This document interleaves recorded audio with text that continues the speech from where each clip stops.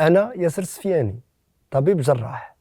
اليوم جيت نهضر لكم على الإبرة والخيط. في آخر كل عملية جراحية كنخيط الفتحة، يعني في العمل ديالي كنستعمل يوميا الإبرة والخيط. ولكن ما جيتش اليوم نهضر على الخياطة ديال الجراحة، جيت نهضر على إبرة أخرى.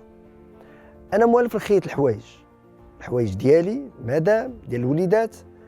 فاش كتشوفني المدام جالس كنخيط شي حاجه تقطعات كتضحك وتقول لي الماكينه تخيط في دقيقه اللي تخيطو انت في 2 سوايع.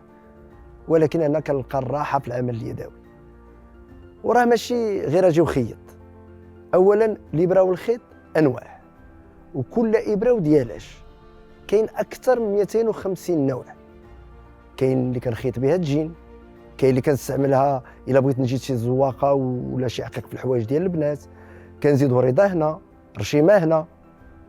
وبالنسبه للخيط كاين واحد الشمع خاص بالخياطه كندوزو فيه الخيط باش يتشد وما يبقاش مشنتف. المدام عندها ماكينه الخياطه، انا وياها ديما كنتسابقوا على الحوايج المقطعين، هي بالماكينه وانا بالابره والخيط. الرجوله الايجابيه رقي في السلوك.